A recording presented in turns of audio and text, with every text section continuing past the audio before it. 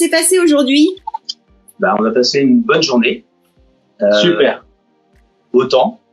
C'est déjà pas mal. C'est vrai que c'était une chance. Produit sur le papier qui, effectivement, pour ceux qui connaissent un peu la roue,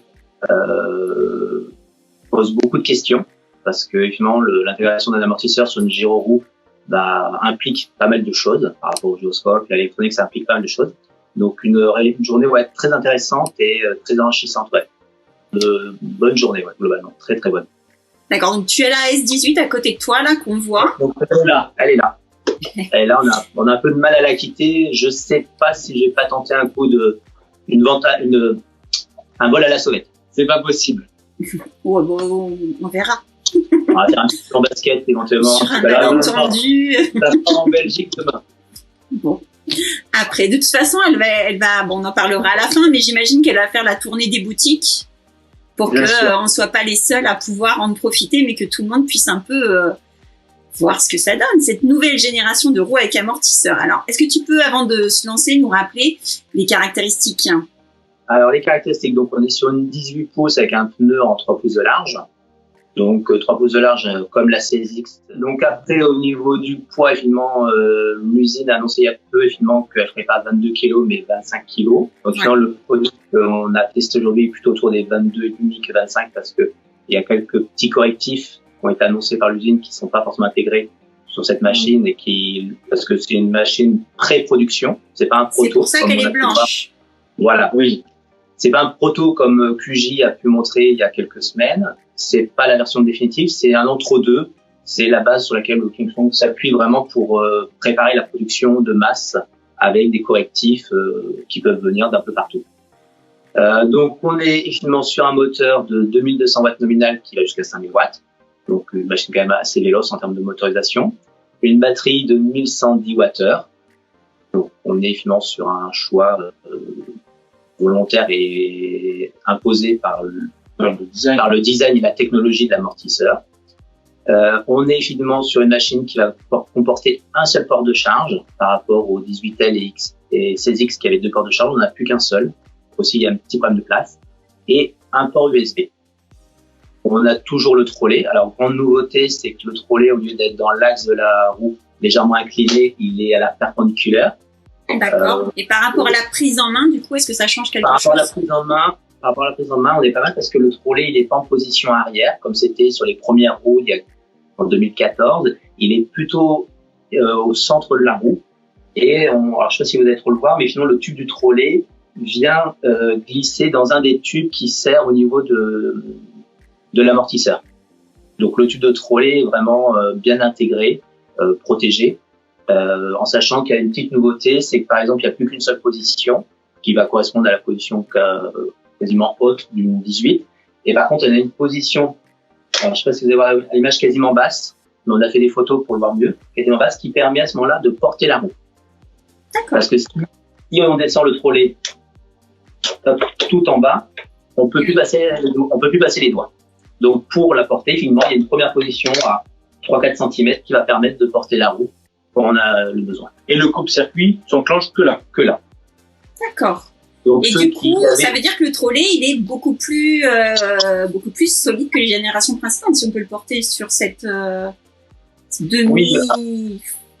verra l'âge, mais finalement, certains indicateurs nous montrent quand même qu'on devrait être sur quelque chose qui va vieillir de façon mieux vieillir. Et effectivement, la gestion du coupe-moteur ayant évolué, on devrait avoir quelque chose qui sera peut-être un tout petit peu moins sensible des fois à des petits caprices d'électronique. On devrait avoir quelque chose de beaucoup plus stable et fiable sur le long terme. Alors, donc ça, Sébastien nous dit donc il n'y a plus qu'un seul port de charge, mais est-ce que l'ampérage est plus élevé? 2.5 sur le chargeur que j'ai reçu. En standard, le chargeur sera un tout petit peu plus puissant, en sachant qu'on sait que finalement la prise a une petite marge de manœuvre, en sachant que voilà, il faut pour ceux qui sont adeptes de la charge rapide, il faut quand même y aller avec parcimonie parce que voilà, c'est pas toujours y aller gentiment. Autre nouveauté, et pas des moindres, c'est cette fois-ci par contre la première fois chez Kingsong, pour les vieux, c'est que c'est la première Kingsong qui n'a pas de haut-parleur. Donc le Hello Kingsong disparaît. Alors, il y en a qui s'en plaindront pas, hein, on va pas se le mentir. Genre, il y en a qui seront contents que ça ait disparu. Voilà. Évidemment, le haut-parleur disparaît parce que, objectivement, vu tout ce qu'il y a d'intégrer à la machine, la place est vraiment très, très millimétrée. On dirait quand même un studio d'étudiants à Paris. C'est vraiment c'est optimisé au millimètre carré. Et d'accord, du coup, il n'y a pas de haut-parleur, mais on est bien d'accord qu'il y a des bips quand même. Hein, des bips d'alerte. Il y a des petits bips d'alerte. Vous allez pouvoir voir ici de main sur un petit bout de vidéo à l'allumage.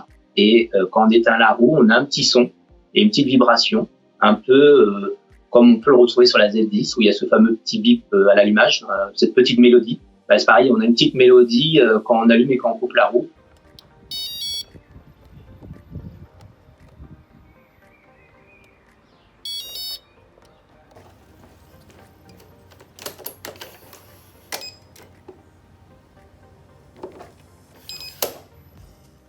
Et pour en venir du coup à la coque, donc c'est quand même ce qui révolutionne, en plus de l'amortisseur, ce qui révolutionne, ce qui fait la différence de cette roue avec les générations précédentes, c'est cette coque carrément inédite, complètement ouverte.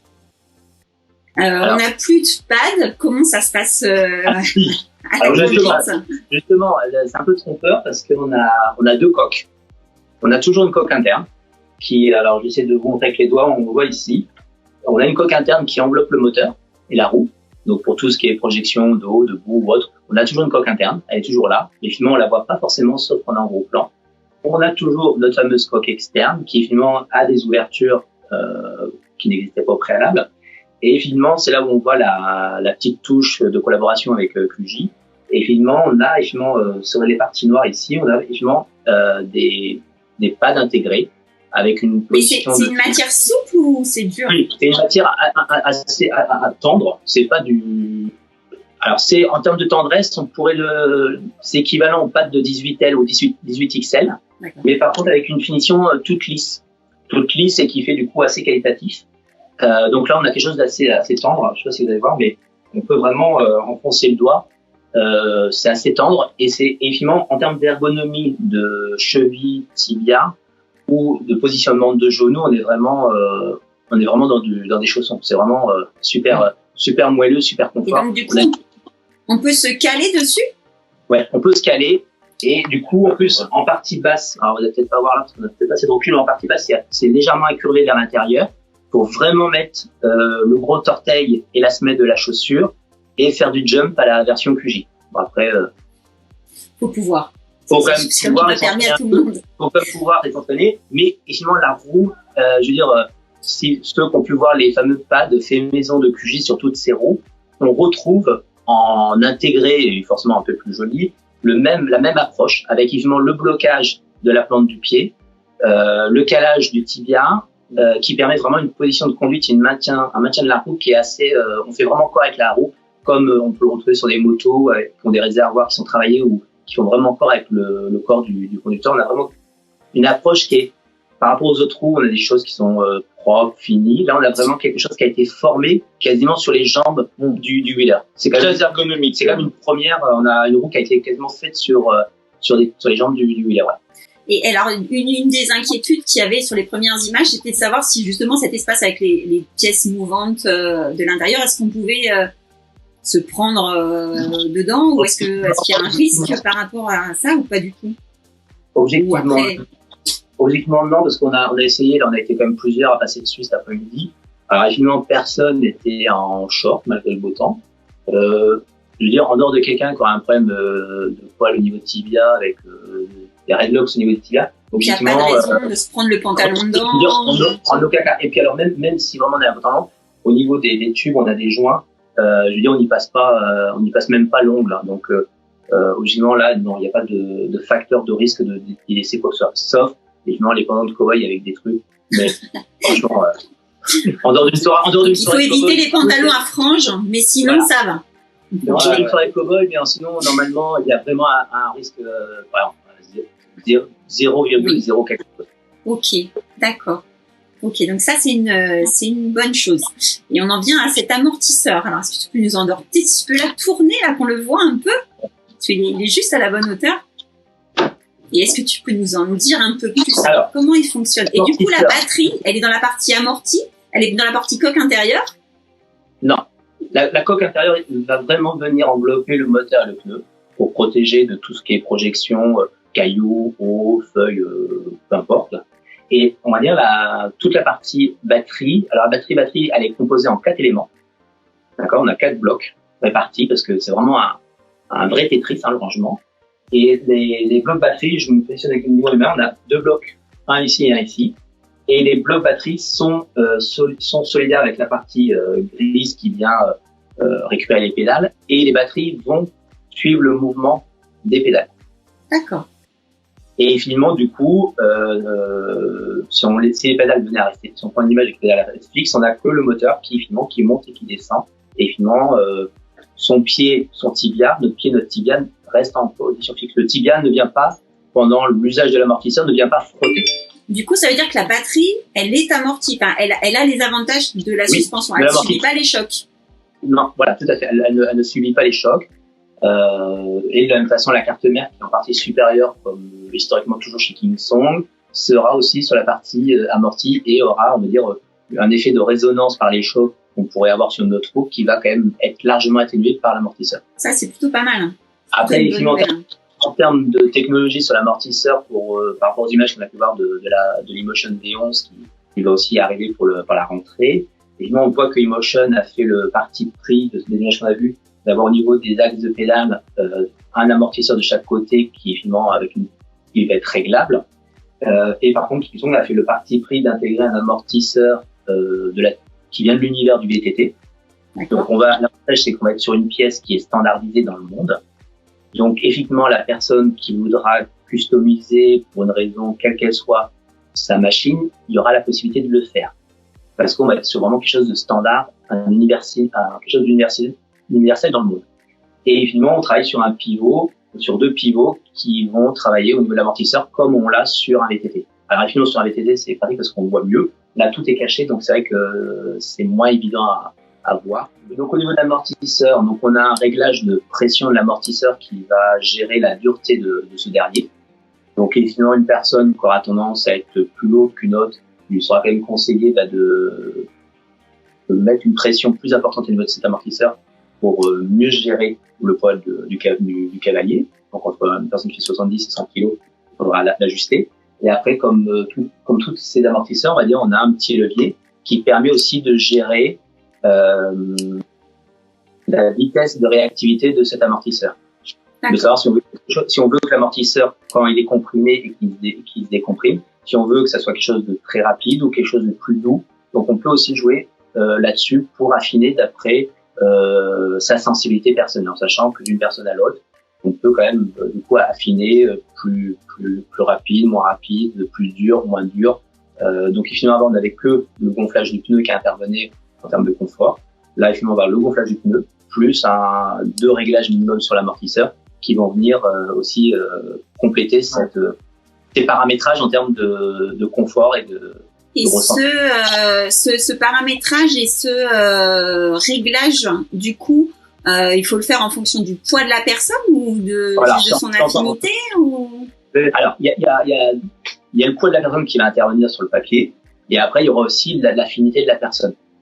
Donc là, dès qu'on aura la machine un peu plus longtemps en magasin, on va essayer de faire différentes simulations de pression et de conducteur pour essayer de donner une échelle de principe avec les grandes lignes. Et après, dans cette échelle de principe, chacun affinera selon sa sensibilité. On va dire là, d'une personne à l'autre, et finalement, on pourra, d'une personne à l'autre du même gabarit, on peut avoir peut-être des réglages différents parce que la personne ne va pas avoir les mêmes souhaits. Qu'est-ce que ça change? Change cet amortisseur? C'est relativement bluffant.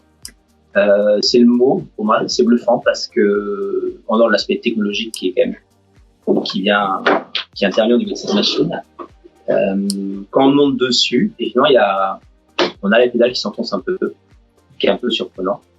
Et après quand on roule, on fait 1 ou 2 mètres. Globalement, on n'a pas vraiment l'impression qu'on a l'amortisseur, on le ressent pas. On sent pas une machine qui est du coup mollassonne ou qui est donc un ressenti bizarre. On a vraiment l'impression d'être sur une route classique. Mais finalement, dès qu'on approche une bordure, un trottoir, le fameux clac, le claquage des roues qu'on avait au préalable, il disparaît. Ça passe comme dans du velours. Alors, finalement, le risque, c'est que certains se laissent un peu aller. Mais finalement, il y a au niveau du confort, c'est vraiment super bluffant. C'est bluffant. C'est bluffant. Même sur des chemins de terre, on garde une stabilité. Globalement, je dirais, c'est comme si on prenait le bienfait du gros pneu large de la Z10 en termes de confort et qu'on le supprimait tous les inconvénients de ce pneu qui est très large et qui, dans certaines situations, n'est pas vraiment très intéressant. Est-ce que ça change ta façon de conduire ou est-ce que en fait ça vient de super naturel? Parce que par exemple, on sait que sur la Z10, on conduit pas de la même façon, on se positionne pas pareil, etc. Mais est-ce que là, c'est pareil? Étant donné qu'on est sur un 18/3, donc ce qu'on retrouve sur d'autres roues, ça joue pas. Mais par contre, l'amortisseur vient vraiment apporter du confort, un agrément sur les chemins. On a fait des chemins de cailloux, tout ça. On passe dessus de façon. Alors en plus, c'est assez intéressant parce qu'on avait, il y avait de la 16, de la 14, de la 18, et du coup, chacun passait d'une roue à l'autre, qu'on n'avait pas la possibilité d'être sur la S18. Et finalement, sur ces chemins-là, pour passer sur une roue plus conventionnelle après la S18, on ressentait quand même que le chemin de terre, c'est sympa, mais quand il y a de la caillasse et tout, c'est quand même un peu moins drôle qu'avec la S18. C'est globalement, qu'on soit sur du bitume ou sur du chemin de cailloux, on n'a pas l'impression de ressentir de différence en termes de confort. Voilà. Après, comme on peut couper l'amortisseur, on peut avoir une suspension dure comme une roue standard. Et pour l'accélération et le freinage, parce que si on accélère fort, on sent que l'amortisseur ou un freinage joue une petite inertie. Parce que évidemment, l'amortisseur va un peu s'enfoncer selon le poids. Et donc, c'est vrai, si on veut, dans certaines situations, avoir quelque chose de très vif, et finalement, il vaut mieux, dans ces cas-là, bloquer l'amortisseur pour avoir une roue à nouveau très dure, une roue conventionnelle, et du coup, avoir un tout petit peu plus de réactivité. Voilà. Après ça va être dans des situations un peu particulières ou pour s'amuser ou autre, mais globalement, objectivement, la personne qui fait le choix de cette roue-là, c'est vraiment une roue orientée confort et bien-être peu importe le terrain. Et je pense que la fonction de blocage d'amortisseur va vraiment être que occasionnellement pour s'amuser ou pour tester. Mais après, dans la vie de tous les jours, je pense que personne ne roulera l'amortisseur bloqué. Je pense pas. C'est dommage. Bah ouais. Ça serait un peu dommage, mais bon, voilà. C'est un peu dommage. Il y en a d'autres, sinon, si vous voulez pas d'amortisseur. Voilà, la gamme est assez large. Et du coup, en puissance, qu'est-ce que ça donne, hein? Vous avez fait des petites côtes, vous avez grimpé des petites choses. Alors, donc, je sais pas, Amiens, c'est plutôt plat, hein, quand même. Oui, alors c'est plutôt plat, mais il y a quelques coins un peu avec des petits pentes et tout. Donc on a fait un ou deux petits spots où on a trouvé une belle cuvette qui montait pas très longtemps, mais qui montait bien. Donc on a eu la chance de tester différentes roues dans la cuvette, de tester la S18. Donc là, on ressent bien comme le 2200 watts nominal qui monte à 5000 en pic. On sent qu'il est là. Et que ça passe. Ça passe et quand même on a quelque chose quand même derrière qui est présent et finalement qui va permettre quand même pour ceux qui font de la balade sur du tout chemin avec dans des terrains un peu pentus et tout, on a quand même quelque chose d'assez sympa et qui est voilà, c'est pas un char d'assaut, on retrouve quand même comme la CDX au préalable, on retrouve quand même des roues qui sont véloces et qui sont capables d'appréhender des terrains accidentés avec quand même un minimum de rendu et surtout un maximum de sécurité. D'accord. Bon, alors j'imagine que ça n'a pas été possible cet après-midi, mais est-ce qu'on a une idée de son autonomie réelle? Alors il y avait eu des 110 km qui avaient circulé. C'est annoncé par l'application qu'on a. Bon, voilà, après on est sur une 1100 Wh, donc on sait que les usines annoncent une autonomie à une vitesse qui est plutôt inférieure à 20 km/h avec un gabarit de conducteur plutôt inférieur à 60 kg. Donc voilà, une 1000 Wh, on va selon un peu le terrain et les conditions météo, on va pouvoir objectivement aller chercher entre 60 et 70 pour peut-être ceux qui ont une conduite économe. Après aussi ça va dépendre de la conduite, mais voilà, on va tourner autour des 60 km de façon réelle.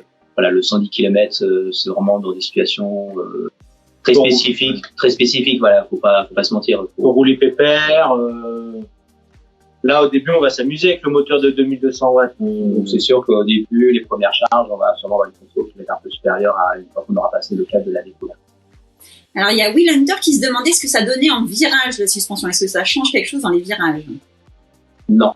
Non, parce que le fait d'appuyer un tout petit peu sur la pédale pour tourner haute ne va pas enfoncer l'amortisseur. Alors, sauf si au préalable, on l'aurait mal réglé par rapport à son gabarit.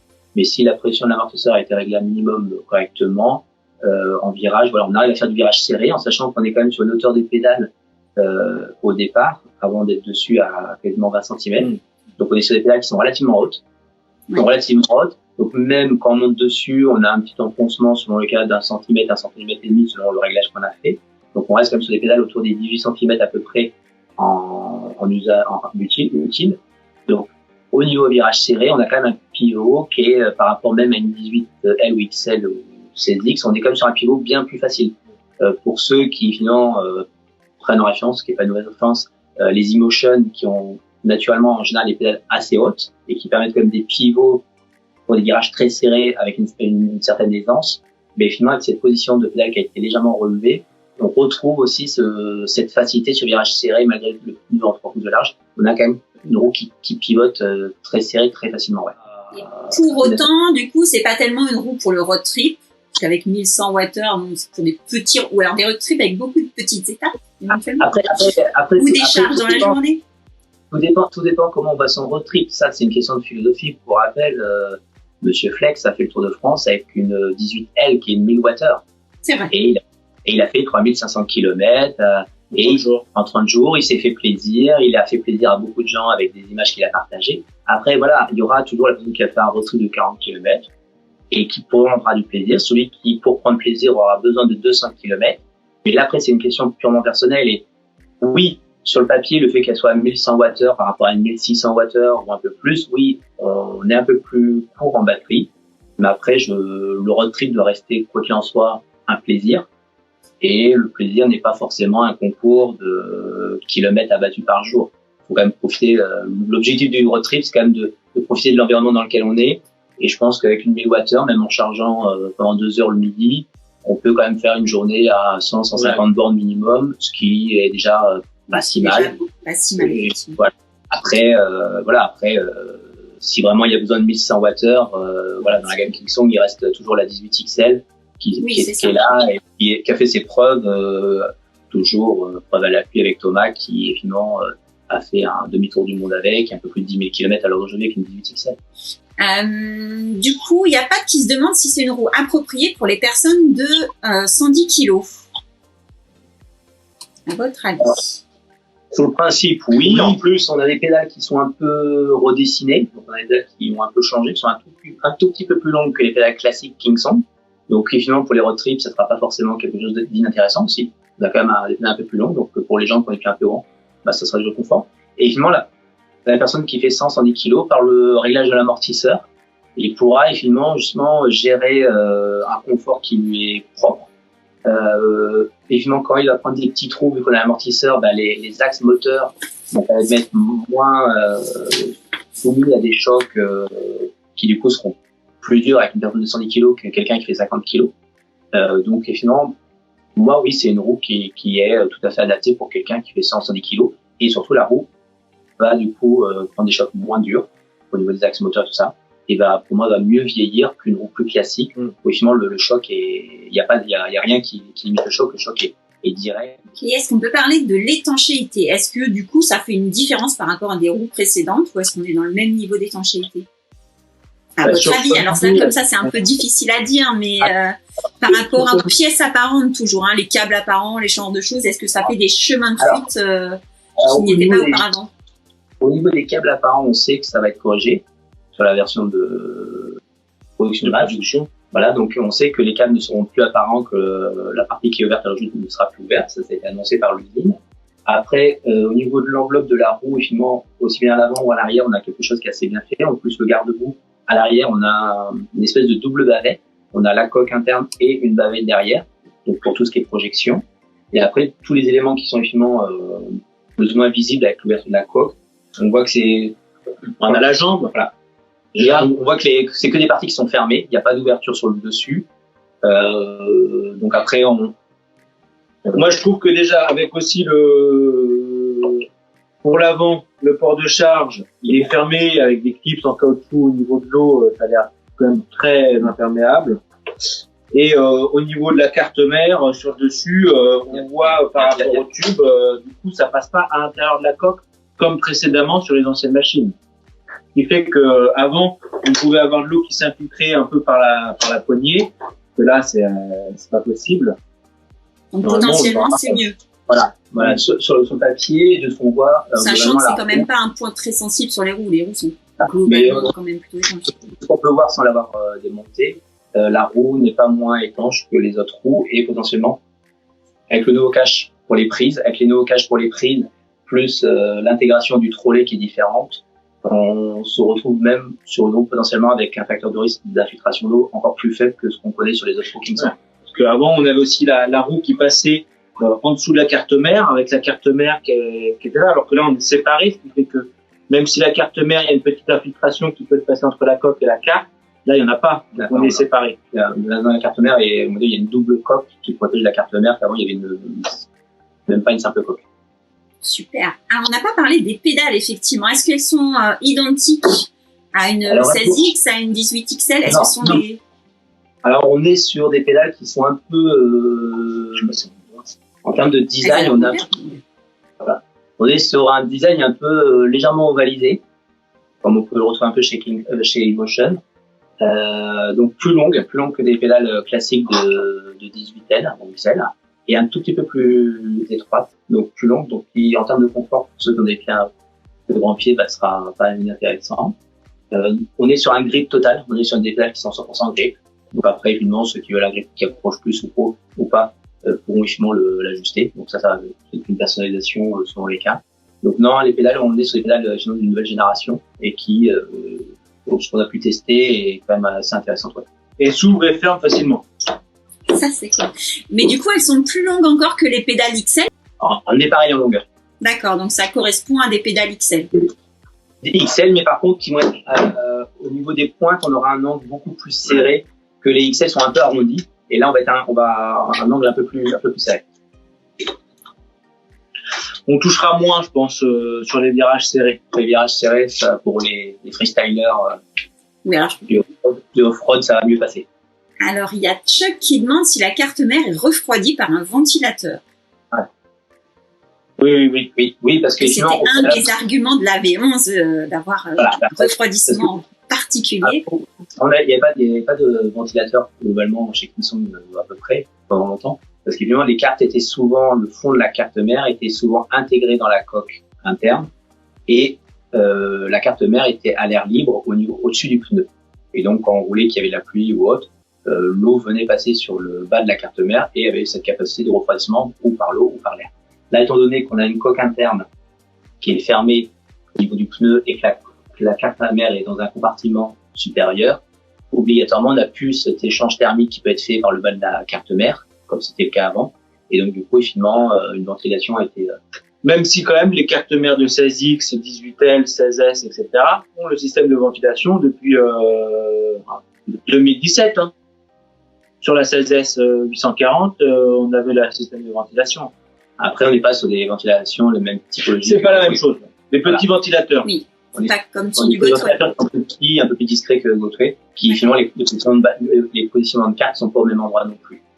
Et je remercie Régémy pour la transition, parce qu'on va arriver à la question qui, j'espère, ne fâche pas. Elles arrivent quand? On aura une date un peu plus précise quand elles partiront. D'accord. Parce que là, on va dire que comme on a l'échantillon qui vient d'arriver, je pense qu'on va faire un retour sur nos essais. S'il y a 2-3 petits trucs qui peuvent être peaufinés, mais normalement, ils ont déjà commencé la prod sur les moteurs, les cartes mères, les pédales, les pièces détachées sont commandées, il n'y a plus qu'à assembler. Vu qu'ils ont fait le changement sur 2-3 pièces dernièrement, la production, c'est très rapide. Donc, par rapport à la date, on pourrait donner une date, mi-août, on pourrait dire. Mi-août. Mais fin août. Après, du coup, ça veut dire qu'en fait, par contre, c'est un peu plus en retard que ce qu'on... Parce qu'au départ, ils avaient annoncé une production pour début juin. Là, la production, elle est pas finie. Non. Donc, on peut estimer effectivement plutôt mi-août, fin août, à la fin des vacances, enfin, ou à la rentrée des vacances.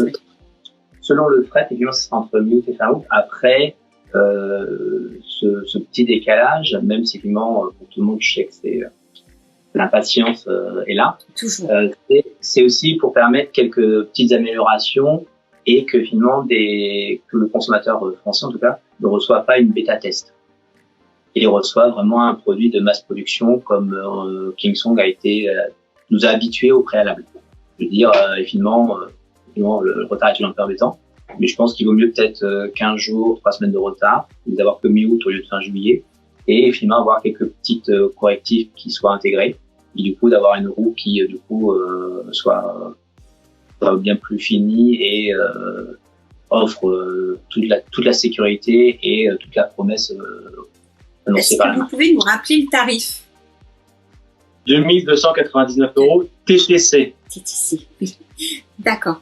Et est-ce qu'on peut dire aussi que par exemple sur toutes celles qui arrivent là du coup mi-août, a priori, il faut avoir de la chance pour en trouver encore une. Elles sont un peu près toutes réservées, sauf s'il y a des jeux de taquet à droite à gauche, mais logiquement, il ne reste pas beaucoup.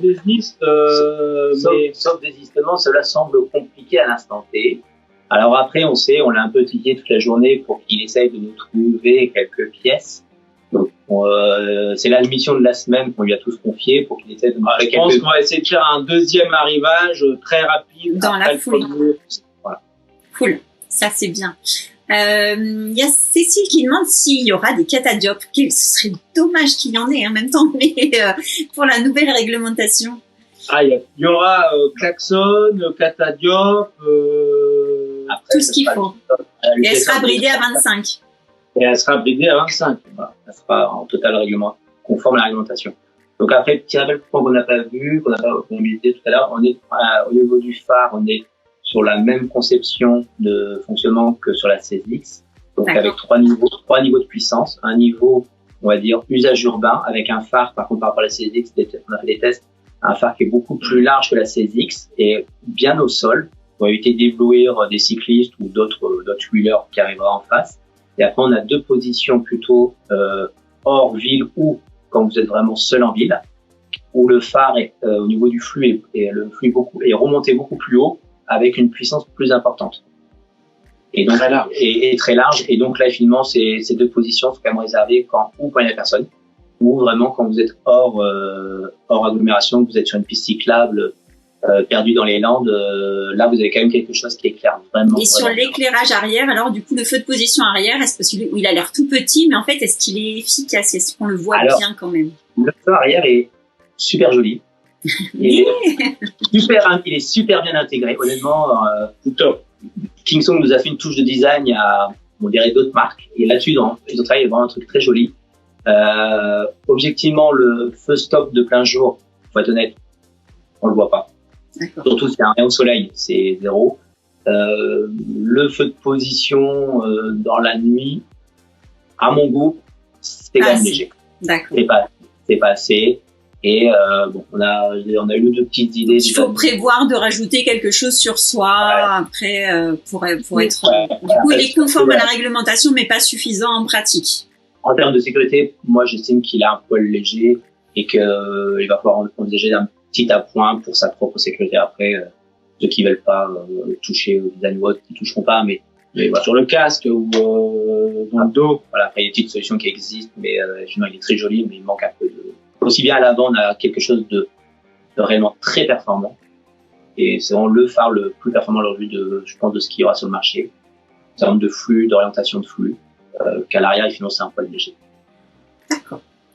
Et en attendant mi-août, parce que c'est super loin quand on attend, est-ce qu'il y aura la possibilité de tester avant pour les potentiels utilisateurs? Alors, cette machine-là part demain en Belgique. Après, elle revient ici à Amiens et j'espère jeudi expédiée dans l'une des boutiques qui sera tirée au sort très prochainement.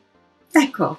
Mais après, une fois ce premier tirage au sort, elle fait le tour Elle fait le tour des partenaires. Des boutiques qui ont fait des précommandes. D'accord. Et elle y reste combien de temps dans chaque boutique? Ah ben, parce que est-ce que les gens doivent prendre rendez-vous pour tester? Et reste important parce que souvent, on avait, même l'année dernière, sur les autres lancements, on laissait à peu près 3 jours par boutique le test. D'accord. Donc, par exemple, pour Mobilité Urbaine, 3 jours Toulouse, 3 jours Lyon, 3 jours Paris, ou après, ça dépend des week-ends ou des lundis, des choses comme ça, parce que on peut pas transporter la machine ni de faire d'expédition le samedi. Donc après, ça varie aussi par rapport à ça. Donc il faut bien rester à l'écoute pour savoir quand est-ce que vous pouvez l'avoir dans votre ville. Hein. Il va falloir être focus. Vous aurez 3 jours pour venir la tester. Et je pense qu'il y a beaucoup de monde qui va être intéressé. Ouais. Et bien voilà, est-ce que vous avez quelque chose à rajouter? Je crois qu'on a fait le tour des questions. On a fait le tour de la bête aussi. Est-ce que vous avez des choses à rajouter? Oui, c'est la promesse faite sur le papier et sur les images qu'on avait pu voir jusque-là est vraiment au rendez-vous. Sans être un pro ceci ou un pro cela, on a vraiment la promesse est là. Et finalement, c'est ce que je disais au début, c'est vraiment un coup de bluff, cet amortisseur, parce que quand on s'intéresse un peu à la technologie d'une roue et comment ça fonctionne, on a vu d'autres marques qui s'étaient tentées aux amortisseurs il y a quelques années. Enfin, ils n'avaient peut-être pas été assez perspicaces à l'époque pour aller jusqu'au bout de la réflexion. On avait vu que c'était pas si évident d'intégrer des amortisseurs et que l'électronique intègre l'amortisseur au sein de la machine et que l'électronique arrive à faire le distinguo entre le moment où c'est l'amortisseur qui joue son rôle d'amortisseur et le moment où c'est pas l'amortisseur forcément qui intervient, mais qu'il faut que la machine réagisse parce que la roue est dans une situation où il y a besoin d'avoir la réactivité, d'avoir l'action nécessaire pour éviter que la personne qui est dessus tombe ou se retrouve dans une situation indélicate. Et finalement, pour moi, le pari est réussi. On pourra l'avoir en blanc. Alors, je pense que le mieux serait, parce que soit de changer vos coques, sachant qu'il y en a peu. Soit on va regarder pour faire, mais du coup on aura sûrement un surcoût parce qu'on sera sur du stock très limité, une demande spécifique. Parce que le blanc, c'est 1% des personnes qui veulent en blanc, parce que vous verrez que à l'usage, oui. le blanc, ça va salir, ça va être griffé. C'est compliqué. Okay, bon, après, bon, elle peut être fabriquée en blanc, elle peut être après pour les couleurs. Enfin, je veux dire, un vinyle, vous mettez la couleur et du rose, du bleu, du gris, tout ce que vous voulez. Ok. Bon, on va finir là. Mais merci beaucoup, merci Maxime de nous avoir reçus. C'était une formidable initiative de recevoir les magasins aujourd'hui pour leur faire tester cette roue qu'on attendait vraiment. C'est quand même les grandes nouvelles de l'année. C'est ces nouvelles générations de roues avec suspension. Et on imagine que c'est les premières, mais que ce ne sera pas les dernières, qu'il y en aura certainement d'autres qui vont suivre. Merci à Christophe d'avoir testé, de nous avoir donné son ressenti là ce soir. Merci à tous d'avoir suivi le live, d'avoir posé vos questions. On reste là. Hein. Si vous avez des questions par la suite, n'hésitez pas à continuer de les poser. On y répondra autant qu'on peut. Merci beaucoup. Donc, on se retrouve pour faire des tests dans les magasins. Regardez bien les dates dans lesquelles seront les tests dans votre magasin préféré. Et puis, en août, pour l'avoir pour de vrai. Et voilà. Voilà, merci beaucoup. Bonne soirée à tous. Ciao. Ciao.